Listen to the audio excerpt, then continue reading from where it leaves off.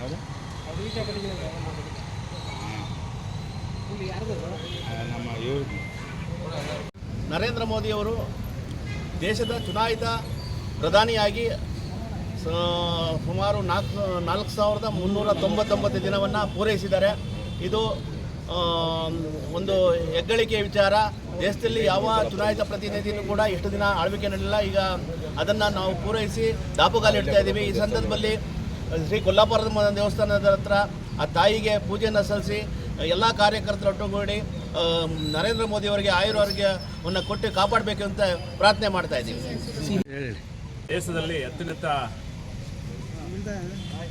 ಚಟುವಟಿಕೆಯಲ್ಲಿ ಭಾಗವಹಿಸಿ ದೇಶದಲ್ಲಿ ಪ್ರಧಾನಿಯಾದಂಥ ಎಲ್ಲರಿಗಿಂತ ದಾಪುಗಾಲು ಹಾಕಿ ಇವತ್ತು ಸಾರ್ವಜನಿಕವಾಗಿ ಚುನಾಯಿತ ಪ್ರತಿನಿಧಿಯಾಗಿ ಇವತ್ತು ಹೆಚ್ಚಿನ ರೀತಿಯಲ್ಲಿ ಪ್ರಧಾನಿಯಾಗಿ ಸೇವೆ ಸಲ್ಲಿಸವ್ರೆ. ಅವರಿಗೆ ದೇವರು ಆಯುಷು ಆರೋಗ್ಯ ಕೊಡಲಿ ಅಂತೇಳಿ ಇವತ್ತು ನಾವೆಲ್ಲರೂ ಕಾರ್ಯಕರ್ತರು, ನಮ್ಮೆಲ್ಲ ಪದಾಧಿಕಾರಿಗಳು ನಮ್ಮ ಜಿಲ್ಲಾಧ್ಯಕ್ಷ ನೇತೃತ್ವದಲ್ಲಿ ಈ ಒಂದು ದೇವಸ್ಥಾನದಲ್ಲಿ ಸೇರಿ ಇವತ್ತು ನಾವು ಅವರಿಗೆ ಶುಭ ಹಾರೈಸ್ತಾ ಇದ್ದೀವಿ.